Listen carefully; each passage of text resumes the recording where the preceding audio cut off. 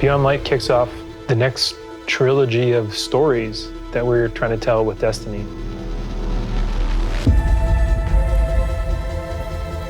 Players are going to go on a journey to discover the true nature of light and dark. It's the beginning of players learning more about the darkness, and in fact going so far as to wield it.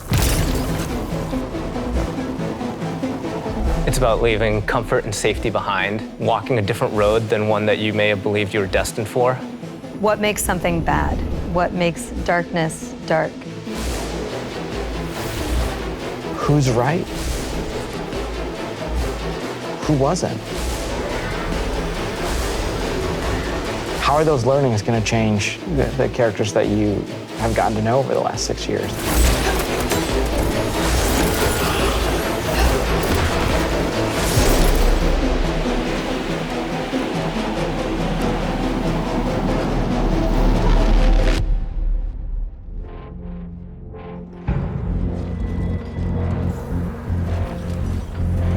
Beyond Light's really the beginning of a new adventure. Guardians, for the longest time, have been bathed in the light, sort of this altruistic force fighting back evil. And now we're starting to move into that gray area between the light and dark. If the darkness reaches out, we must reach back. I will not sanction this. In Season of Arrivals, the Vanguard is divided. You have some characters telling you, we should fight these ships, and we have other characters who are saying, no, we should find out what they want. We should get to know them and understand more. But it definitely comes to a head. This next year in Destiny is really just about how all the different characters and factions are reacting to these disappeared destinations and what that means as the pyramids have arrived in our system, not for the first time, but for the second time. We're going to see the return of a character who's been absent for a pretty long time in The Stranger, and boy, does she have a lot to say, and she has a lot of time to explain. When I know more, you'll know more. She has shown up to encourage us to take on the darkness, and the only way to truly stop it is to work with it. And here comes our Guardian, right on time. Why did the darkness invite us here? Europa is literally like a time capsule. Europa is huge. Killer destination, freezing cold. Desolate. Some of the most beautiful spaces I've ever seen in a video game. There was a lot built on Europa during the Golden Age, and a lot of that was built underground. Clovis Bray had some research facilities there, really pushing the limits of technology and innovation there, maybe stepping into some things that we shouldn't have. Under the ice, all kinds of secrets. I'm so excited for what players are going to find.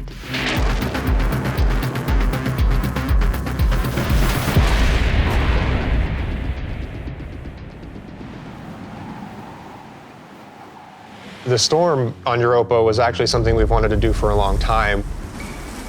We wanted it to feel harsh. The weather system is so awesome. Like, you're walking through an open space and all of a sudden things start happening.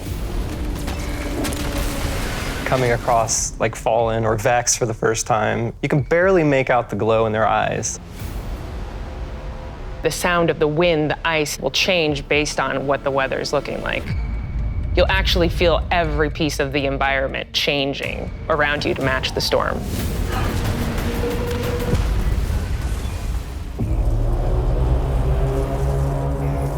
Europa itself is a pretty foreboding place. Aramis is there in advance of us, and she set up a forward base.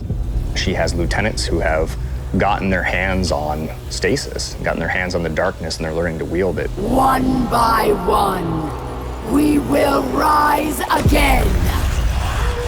And so I think her motivations are really interesting too. Today, we begin breaking free from our chains. Aramis really challenges a lot of the ways that we think about light and darkness. She's going to make you think about your relationship with the Traveler. She's a compelling leader, and she has a vision. And especially after the collapse of their society, people, I think, the Fallen wanted someone to follow. Is the light going to be enough? I think we've seen that we need some new tools to fight our enemies with. Maybe it's time to fight fire with fire, or ice with ice.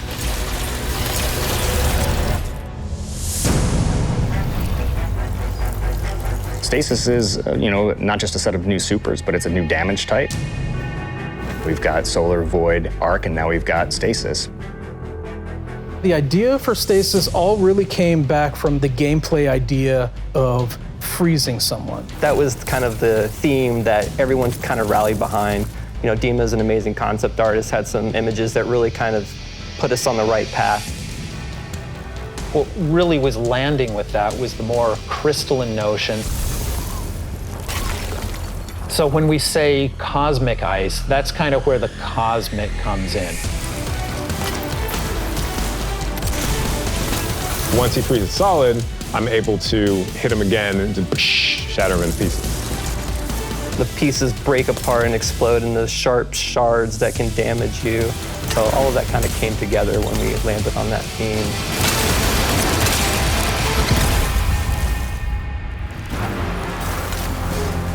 Stasis is going to not only change the way that you can attack or approach combat, there's also some really great ways that you can upgrade it. Then you start getting into like the more interesting parts, things that we're calling aspects and fragments, which are additional ways to modify your subclass. Aspects are a little bit more potent, and then the fragments are the things that are class agnostic, but depending on what your class is and depending on what your aspects are and how you want to play, you're probably going to be starting to select different ones in there. This is just the beginning for Stasis. We're going to continue to expand on it. We're just excited for players to get their hands on this.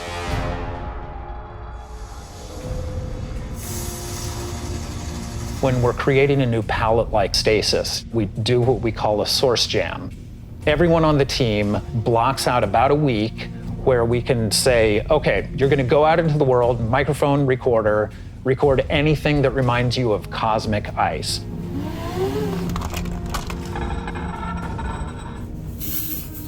That gives us the palette that we can build the eventual sounds out of. I found personally that the best way to do it was at night.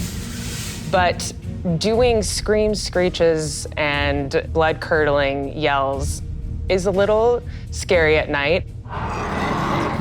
Then I had a really rumbly stomach, and that also was recorded. There was also a breast pump.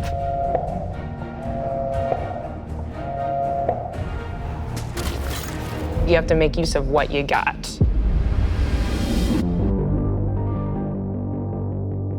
In Beyond Light, we have new exotic weapons for you.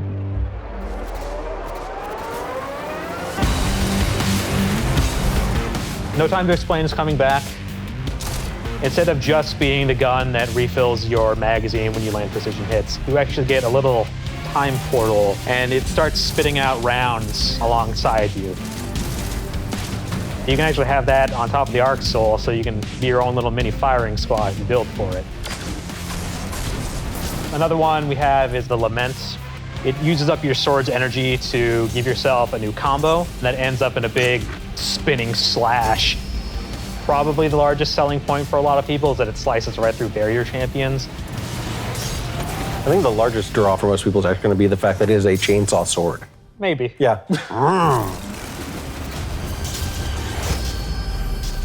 For Beyond Light, we really wanted to create exotic armor pieces that formed a key part of your build around which all the other parts of your build could revolve.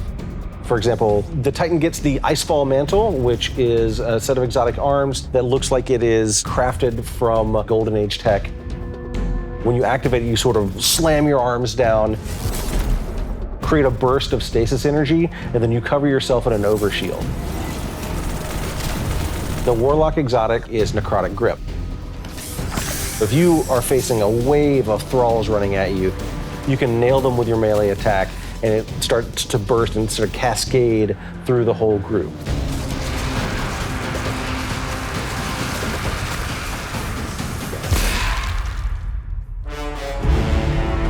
There's a lot there for newcomers coming in too. If you've got a friend who hasn't tried it out, it's a really great time to jump in on New Light, that entry experience for free players. Last year, when New Light launched, we brought back a small portion of the Cosmodrome. This year, we're bringing back a much larger portion of the destination. It takes some of the experiences that started with original Destiny 1, but puts them and stitches them together in a different way and adds new things and tells a different story. What you're going to meet in this new opening experience is a character with not one, but two names from Fast and the Furious, Shah Han. Thank the light. I didn't think we had other Guardians on patrol here. What I love about the Cosmodrome is it feels like Destiny distilled.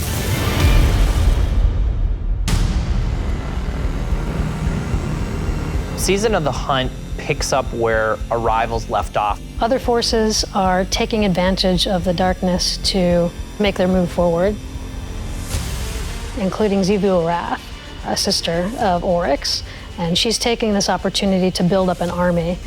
And we're working with Osiris to try to stop her. Osiris goes out, stumbles across these hive growths that are driving combatants crazy.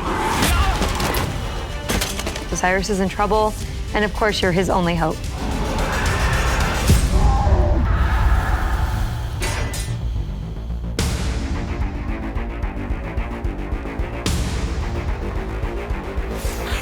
We warned you it was going to be dangerous down here. Impossible.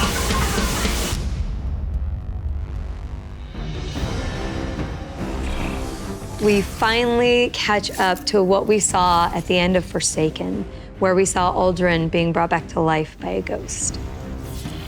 Aldrin, who now refers to himself as Crow, he doesn't know what he did. The slate's been wiped clean when he was resurrected as a Guardian. We know what he's done, and we know what he could be capable of doing. So now we're going to spend some time watching him go back and forth. And that's going to question how we look at him, how we look at ourselves, how we look at the light, how we look at darkness. In Season of the Hunt, we're partnering with the Crow and Osiris to take down the High Celebrant. It's creating these cryptoliths around the system, and those cryptoliths are attracting Elixian Cabal and corrupting them. So Xivu Arath is essentially corrupting herself an army, and it's our job to put a stop to it.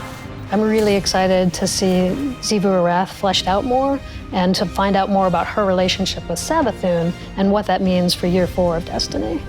Savathun has been placing dominoes, and at the end of year 4, she's going to knock down the dominoes. We're going to see what she's been really up to. And so this year, she's putting the last pieces in place.